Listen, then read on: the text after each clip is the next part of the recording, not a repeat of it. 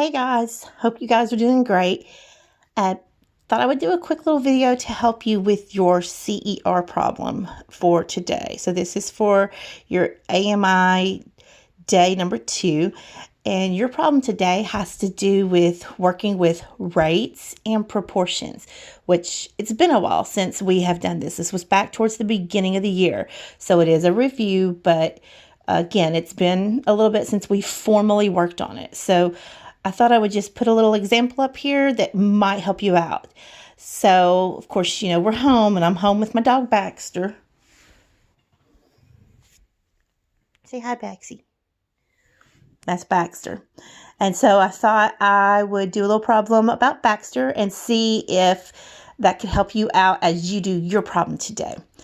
So this says Baxter can eat 4 dog treats in 10 minutes.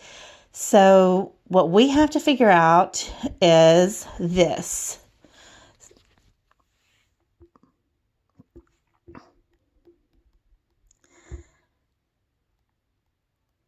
How many treats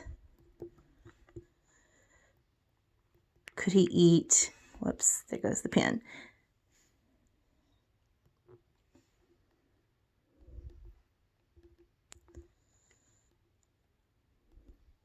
In 30 minutes. Okay, that's going to be the problem we figure out. How many treats could he eat in 30 minutes?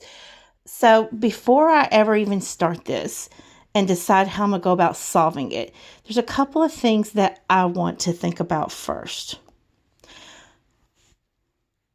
I need to figure out, is he eating more than a treat in a minute or less than a treat in a minute?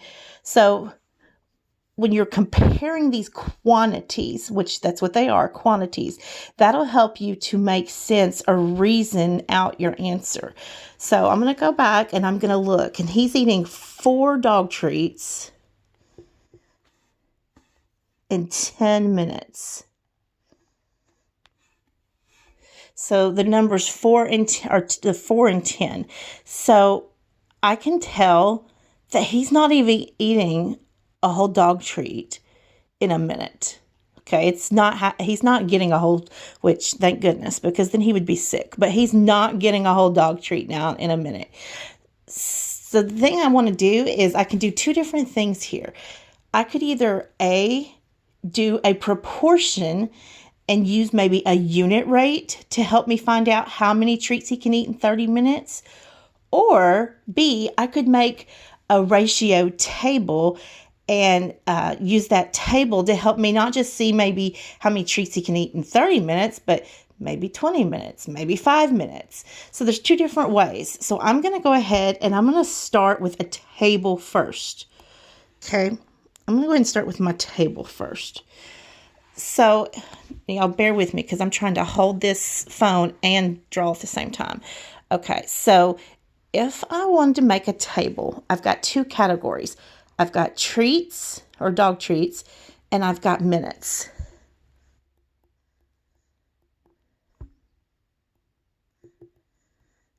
Okay, those are the things that I'm comparing, treats and minutes. Again, we're working with rates and we're working with proportions, but we're using ratios to help us. So my current ratio is 4 to 10. Okay, if I want to think of that way, I'm just going to come over here and draw a little thought bubble. If I'm comparing treats to minutes, my current ratio is 4 treats every 10 minutes. That's the ratio I'm working with. But I need to take this ratio and I need to use it to help me find out how many treats he could eat in 30 minutes. So I'm going to create, again, I'm using one hand, so y'all be kind. I'm going to create a table, a vertical table. Now, we can also create the ones that work horizontal. So we can create the ones that go like this. And you could compare it treats and minutes, right? But I personally work better working up and down, because for me, that's math. A lot of our math, the way we solve math, is vertical. So I'm going to take away this table real quick.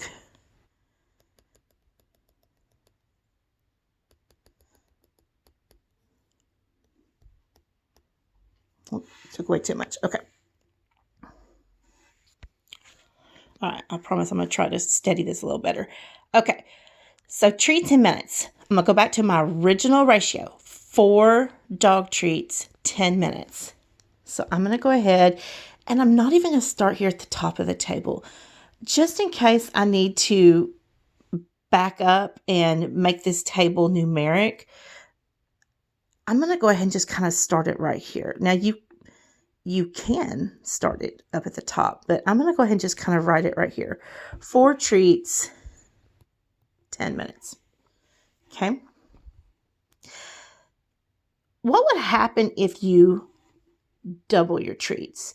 So if you double your treats, you would basically take your 4 and do 4 times 2, which would give you 8 treats, which would be 20 minutes. So I doubled 4 to 8, and I doubled 10 to 20. Okay, so let me go back. I'm going to do something real quick to help me remember my original ratio. So again, remembering this original ratio, I'm going to go back and I'm going to highlight this original ratio just to kind of help me remember. Okay. Now, what if you quadrupled that 4 and quadrupled, or let me go back. What if I tripled the 4 and tripled the 10? So what if I said, what is 4 times 3? So over here, I'm kind of thinking, well, 4 times 3 is 12. And over here to the side, I might be thinking, okay, well, 10 times 3 is 30. Oh, wait, 30? Is that not the number we need? Yeah, so in 30 minutes, we have increased our time by tripling the amount of time, which means we have to triple the amount of treats. Okay, so according to this table, I can Baxter can eat 12 treats in 30 minutes. Now, I would not let him do that because that would give him an upset stomach. But according to this table, the ratio that is proportionate to 4:10 is 12:30. Okay, so that's one way I can go and find out how many treats he could eat in 30 minutes. I could use a ratio table. So this is a ratio table. Again, the important thing about a ratio table is to give yourself some room to kind of play with these numbers, keeping in mind that you are comparing 2 quantities, dog treats, minutes. I could have gone back and said, hey, let me half the number of treats I'm giving Baxter. So half of 4 would be 2.